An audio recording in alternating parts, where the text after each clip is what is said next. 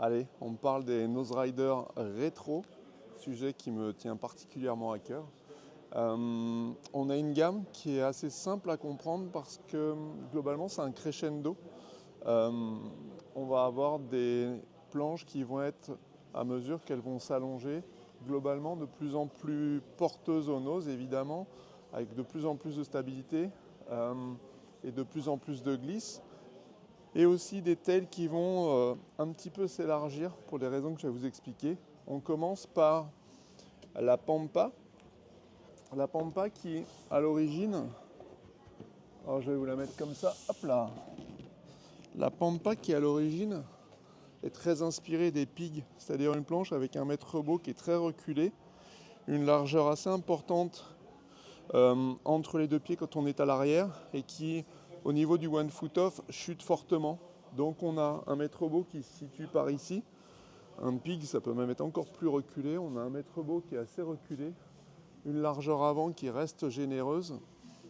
Globalement, ça fait une planche qui va être...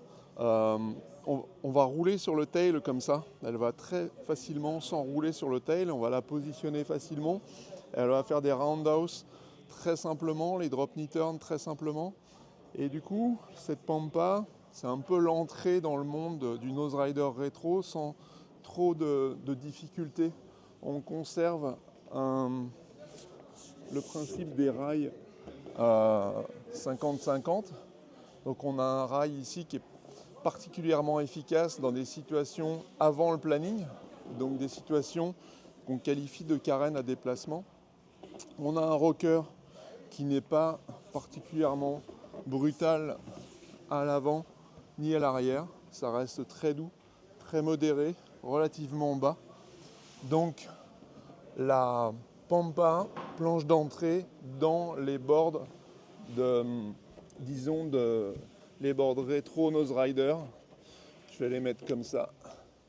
Deuxième planche dans la gamme, on monte en taille, on était en 9,4, on monte à 9,6. Deuxième planche de la gamme, la Dino. Et là on voit tout de suite que le shape est différent. Le mètre rebot est plus haut dans la planche. On a plus la largeur max au niveau des épaules. Et du coup, on a une planche qui va être très porteuse sur le nose, un petit peu moins mobile au tail, notamment parce qu'au niveau du tail, on a une largeur qui est beaucoup plus importante. Donc, si j'ai une largeur plus importante au tail, je vais moins enrouler, je vais moins pivoter sur moi-même, je vais plus mettre des appuis qui vont un petit peu se rallonger, qui vont rallonger mes courbes.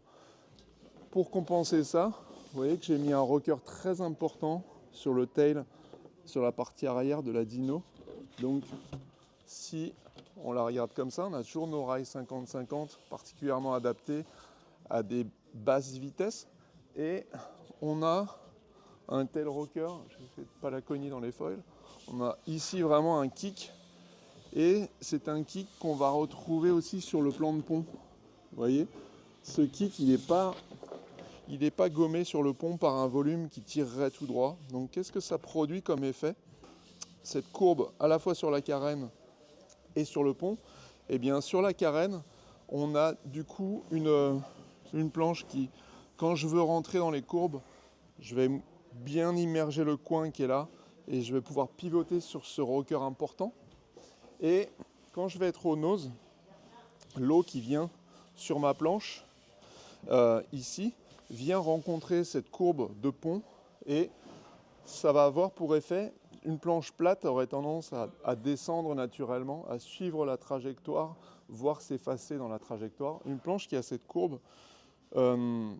sur la carène et sur le pont, et c'est une planche où l'eau va venir relever le nez de ma planche. La planche va sans cesse vouloir remonter dans la trimline et pas s'effondrer.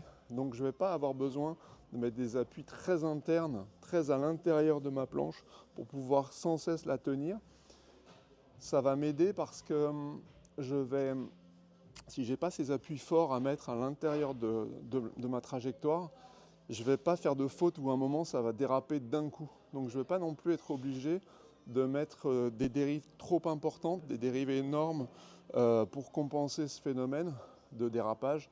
On est sur des nose riders rétro, on n'est pas là pour faire des 3-6, on est là pour enchaîner des noses, des stalls, des cutbacks. Globalement, ça se résume pas mal à ça. Et beaucoup de postural, l'attitude, on savoure ce qu'on est en train de faire. Avec cette planche-là, tout est facile, tout devient méga facile. On a quelque chose qui va sans cesse, je vous le dis, remonter dans la trajectoire et se positionner parfaitement dans la trimline grâce à ce travail sur le rocker. On a un rocker qui est quand même relativement marqué. Il n'y a pas besoin d'avoir des rockers parfaitement plats pour tenir des noses parce que justement, on va charger cette portion arrière de la planche qui est quand même très large. Vous voyez, si on a un one foot off là qui est quand même considérable sur cette board. Si je prends, excusez-moi, la suivante qui vient tout juste de sortir, la Frank ici, je pense que le tail parle de lui-même. On a un tail qui est, vous voyez, one foot off là au niveau de mes mains, qui est simplement gigantesque.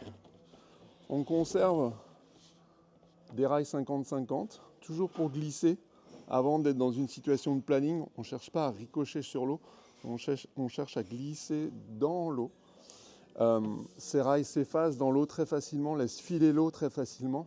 Ensuite, on retrouve du rocker sur cette planche. Il est plus réparti que sur la Dino. Sur la Dino, excusez-moi, on avait un nose relativement plat et une forte courbe à l'arrière au tail. Sur la Frank, on a une courbe qui est beaucoup plus constante, très proche de la Pampa, mais un petit peu plus marquée parce qu'on est sur des longueurs supérieures, on est en 9-8. On a du coup besoin de marquer un petit peu plus les choses pour ne pas se retrouver dans des situations complexes. Il y a un truc qui plante sans arrêt, c'est assez désagréable. Et ce rocker apporte aussi un peu de liberté dans la gestion des trajectoires. Cette très forte largeur arrière au one foot off, eh bien, on est au bout, on est à l'extrême de ce que j'avais fait sur la Dino, ce que je viens de vous expliquer sur la Dino. Et du coup, on a un tail qui, dès qu'on recule, on a toujours de l'appui, donc on peut reculer très loin derrière. La planche ne va pas s'enfoncer. On peut reculer très loin derrière et la lever sur l'angle qui est ici. Vous voyez, on garde quand même un petit peu de rondeur hein, sur cette. Ici, on n'est pas plus large que sur une Dino, c'est ici où on est plus large. Ici, on est plus large et du coup, là, on est rond. Donc, on va venir essayer de tourner sur cette portion-là, en faisant des drop knee turns. En faisant des jolis roundhouse tranquillou. J'ai mis des traces sur le carbone, des traces de doigts. On a du coup une board qui reste très maniable et surtout une board qui est très adaptée aux toutes petites vagues. Cette forte largeur, je vous dis, permet de reculer très à l'arrière de la planche sans perdre sa vitesse. Du coup, vraiment l'installer au moment parfait où on souhaite pivoter, reposer la planche, repivoter, la remettre dans la ligne. Elle remonte, on court à l'avant, le tail se charge d'eau, le nose est bien large, mais sans excès. On a une jolie cuillère sur cette planche, cuillère en forme de D, moi je dirais, qui se termine comme ça, elle n'est pas en V, qui va emmagasiner beaucoup d'eau et stabiliser beaucoup la planche dans ses trajectoires au nose. La Frank, board 9-8, de petites vagues, relativement étroite. Les autres, vous les trouvez dans différentes largeurs. Là, celle-ci n'existe qu'en 59 cm de large. Donc c'est relativement étroit pour une 9-8, ce qui veut dire qu'à la rame, ça rame très fort, très vite. On part de super loin. Comme il y a un peu de rocker, on a le nose qui moustache, mais qui passe jamais sous l'eau.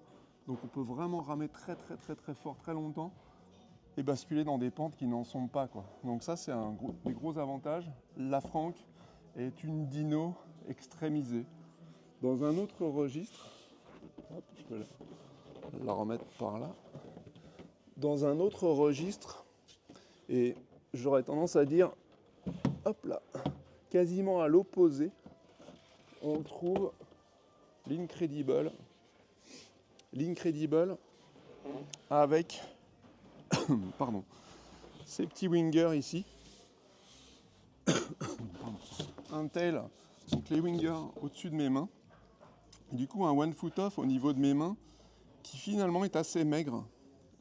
Donc on a une board qui est, malgré sa longueur proche des 10 pieds, on a une board qui reste très maniable. Dès que je passe ce point-là et que je viens reculer mes appuis derrière ce winger, on voit que la courbe de rocker s'accentue franchement à partir de ce point. Et du coup, là, j'ai une board qui stall, mais vraiment très très fort, très violemment. Ça vient exagérer mes mouvements. Je peux les doser, évidemment. Je ne suis pas obligé d'être bourrin avec ma board, mais elle va venir, l'Incredible 10, quand je vais me déplacer vers l'arrière, elle va accentuer mes entre guillemets rotations, mes actions en tout cas sur la planche seront plus marquées. On a un rocker à l'avant. On pourrait presque décomposer cette planche en deux planches, une à l'arrière des wingers et une au-dessus des wingers. Au-dessus des wingers, on retrouve une planche tout à fait traditionnelle, très, très basse sur l'eau, avec un nez qui est très bas. La principale différence dans le concept de cette planche par rapport à une Dino ou une Frank, c'est que quand je suis au nose sur cette planche-là, comme elle est très tendue sur l'avant, je vais accélérer. Elle va en revanche avoir tendance à vouloir descendre. Donc je vais être obligé, comme je disais tout à l'heure, de mettre des appuis à l'intérieur, déplacer très légèrement ma pointe de pied arrière ou recentrer mes appuis vers l'intérieur de la trajectoire. Et du coup, cette planche, l'Incredible 10, elle a un comportement où quand je vais au nose, ça accélère. Donc dans des vagues rapides, mais de petite taille relativement molle, elle est particulièrement adaptée. A l'inverse, Dino et Frank sont des planches avec un rocker marqué et une forte largeur à l'arrière tout ça, ça charge de l'eau et ça me retient. C'est pas du simple au triple, hein, évidemment, c'est à la marge, mais ça se sent. Et du coup, là où avec l'Incredible 10, je vais avoir beaucoup de, entre guillemets, pilotage, je vais devoir gérer ma trajectoire, bouger, revenir, marcher, avancer, reculer, avec des performances en nose qui sont extraordinaires. Sur une Dino et a fortiori sur une Frank, ça va vraiment être en pilote automatique. C'est-à-dire que je vais à l'avant et ma board se cale automatiquement quasiment sur la vitesse de la vague parce qu'elle est un petit peu retenue par ce tail, mais dès que la vague accélère, eh bien, la glisse du rocker reprend le dessus sur la retenue du tail et c'est un équilibre comme ça constant qui se crée.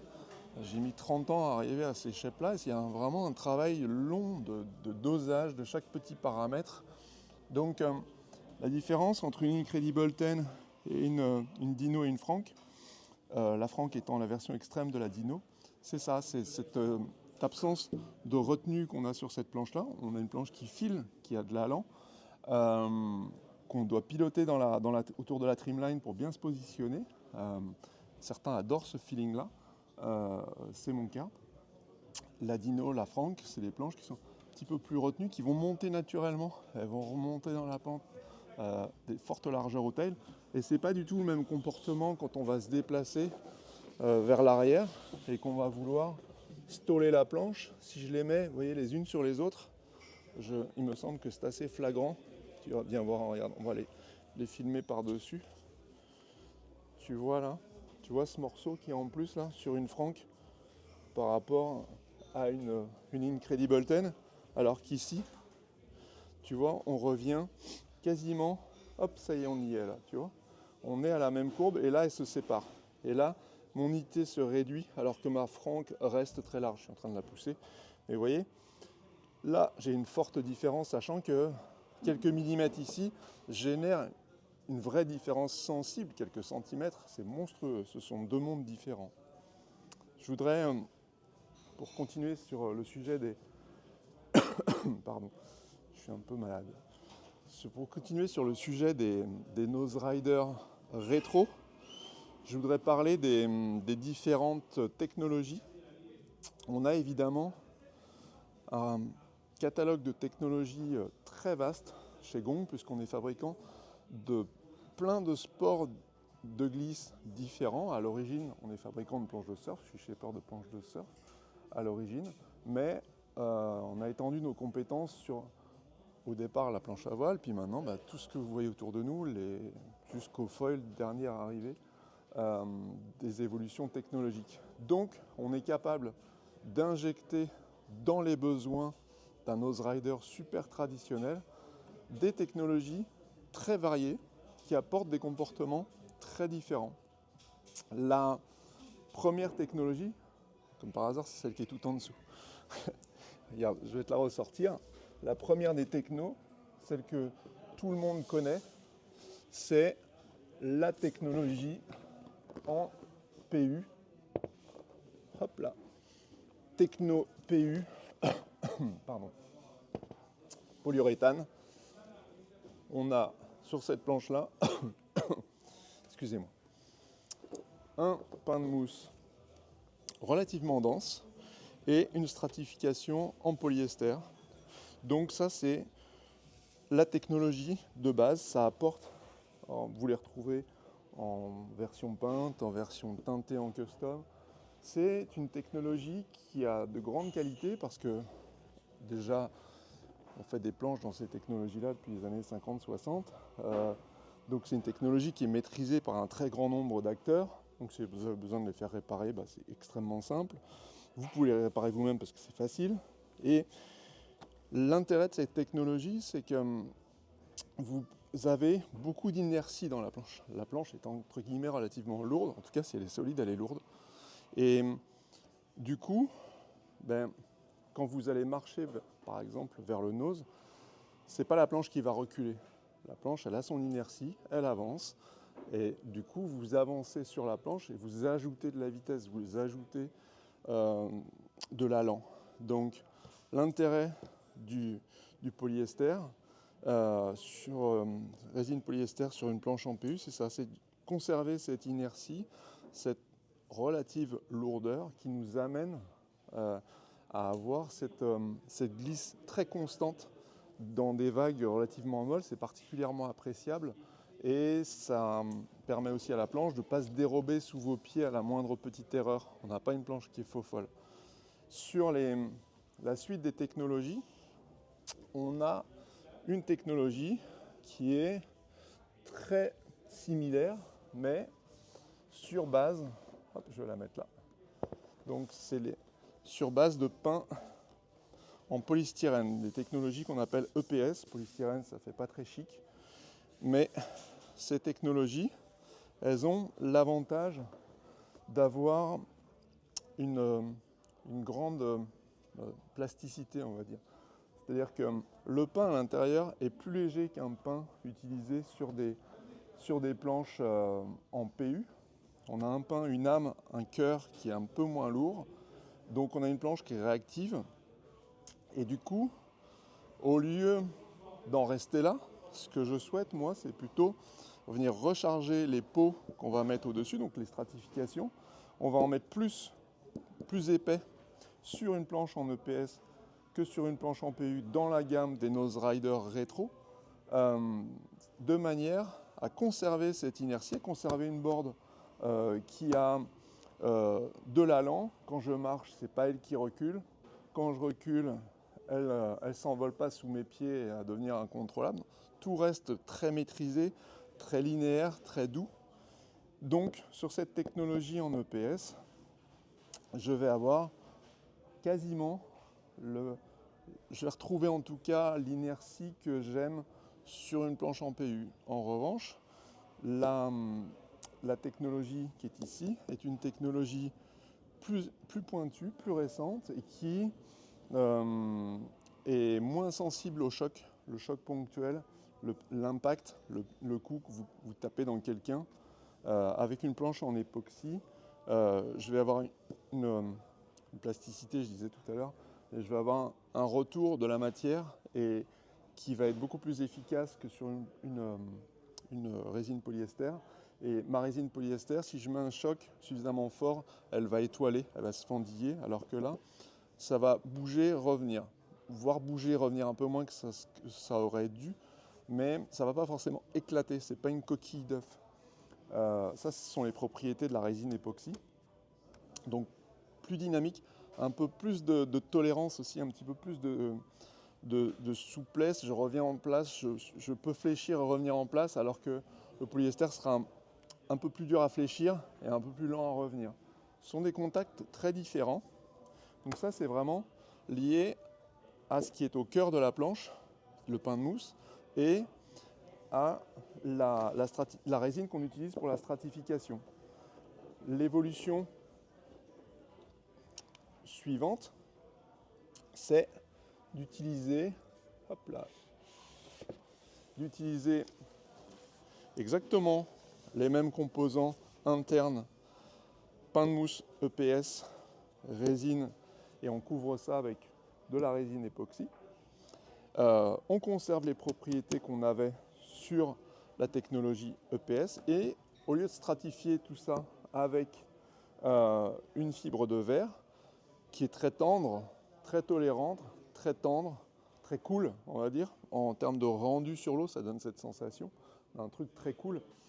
Et bien là, j'ai préféré sur cette technologie-là donc faire des nose riders rétro avec une stratification en carbone. Alors là, c'est le crime de lèse-majesté.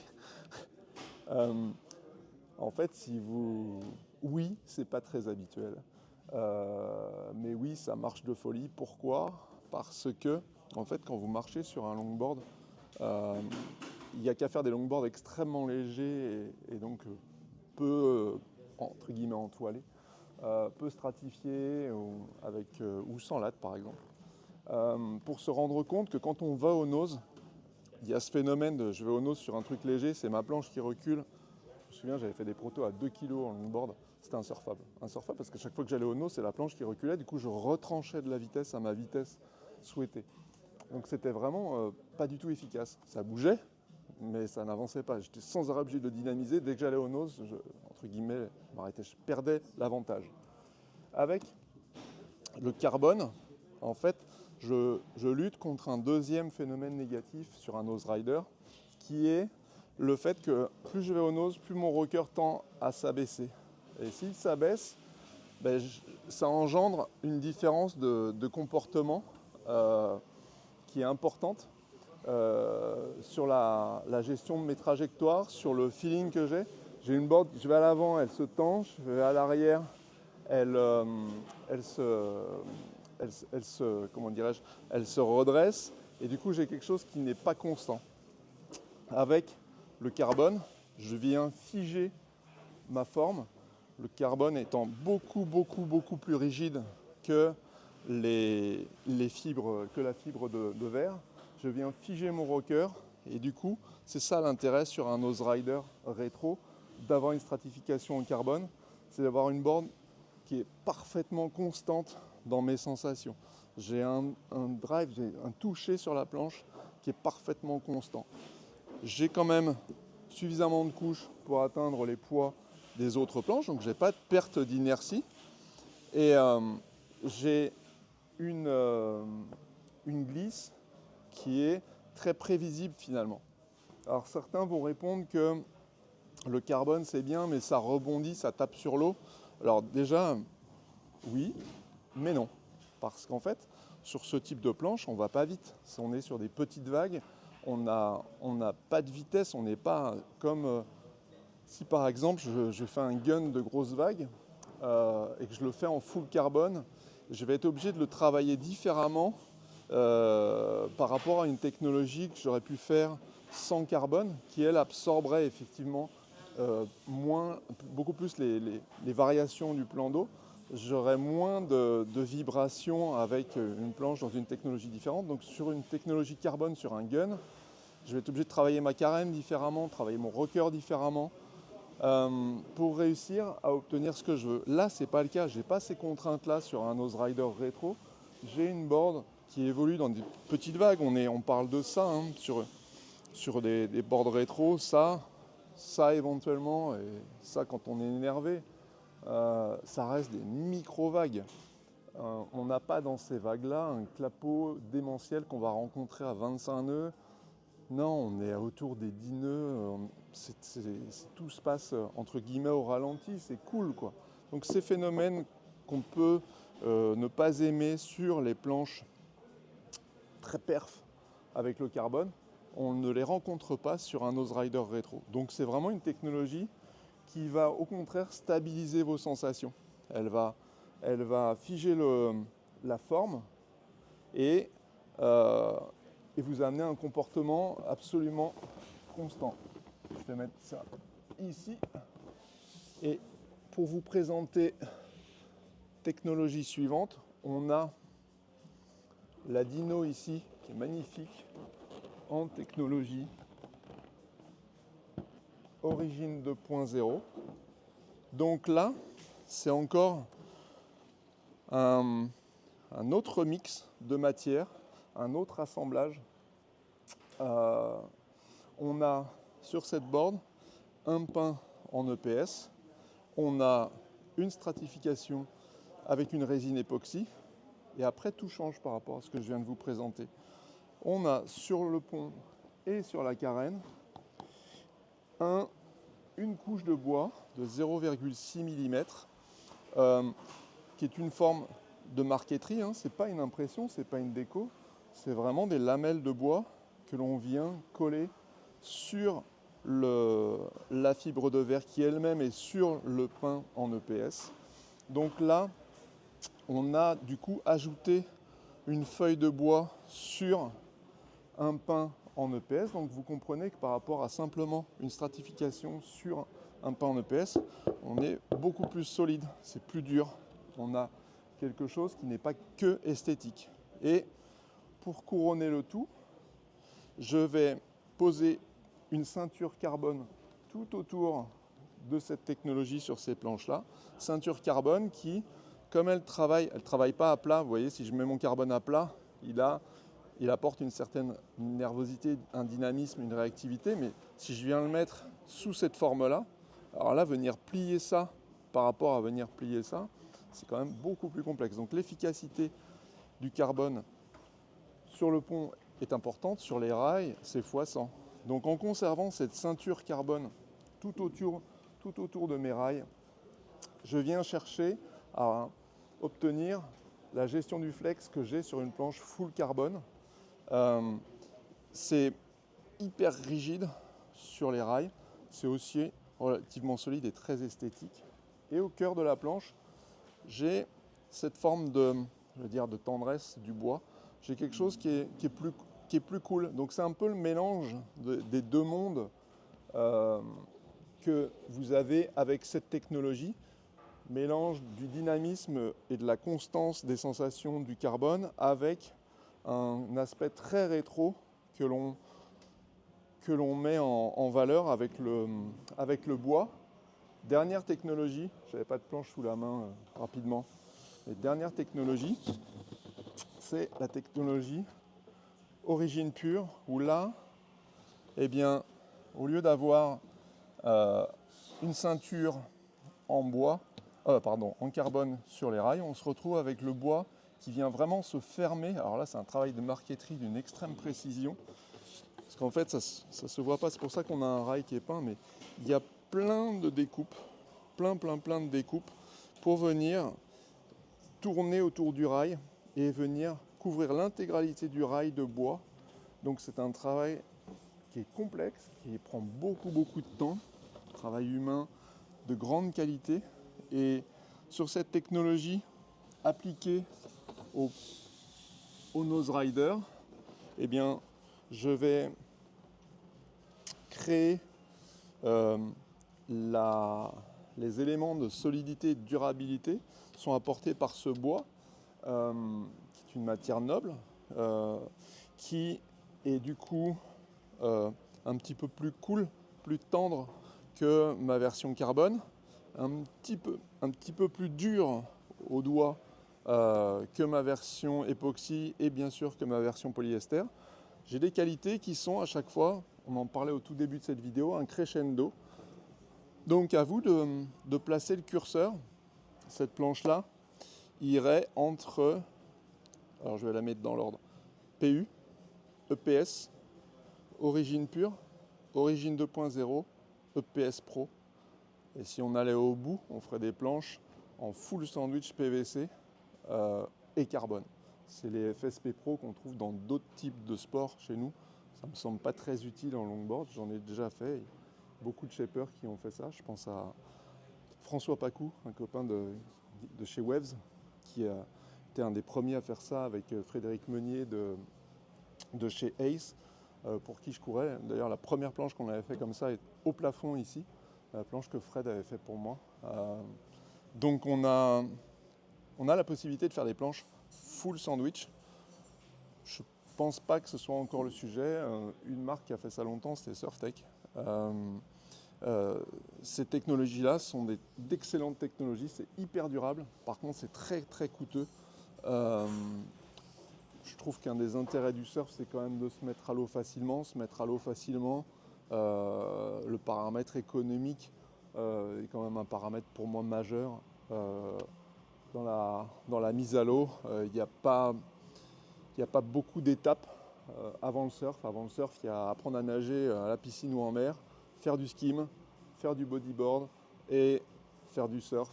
Et ensuite, on s'éloigne comme ça. C'est à nouveau un crescendo et on s'éloigne du bord de la rive et on passe à d'autres sports que sont le kite, la wing, le low kite. Et après, il y a la navigation pure et dure en bateau. Tout ça, c'est une stratégie d'éloignement que l'on construit souvent en grandissant, parfois sans s'en rendre compte. Donc le surf pour moi doit rester accessible. Il est à la fois accessible parce qu'il est proche du bord, il est accessible économiquement, il est accessible, il est simple à comprendre. C'est un sport essentiel. Au Brésil, c'est le sport numéro 2 après, si je ne me trompe pas, après le football. C'est de dire à quel point c'est un sport populaire. C'est un sport que tout le monde peut pratiquer. C'est vraiment extrêmement facile d'accès. Donc, dans les technologies, dans le crescendo que je propose, eh bien, j'essaie de conserver cette accessibilité tout en donnant la possibilité à chacun de mettre le curseur là où il le souhaite. Voilà, j'ai fait le tour de tout ça. Est-ce que tu as des questions, Mathieu? Toujours pas de questions?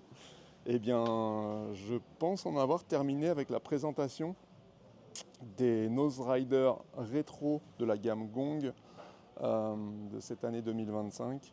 Et je termine du coup avec un fiche dans les mains, parfait, hyper raccord. Voilà, si vous avez des questions, je suis dispo sur les réseaux et mon équipe est à votre service. Merci.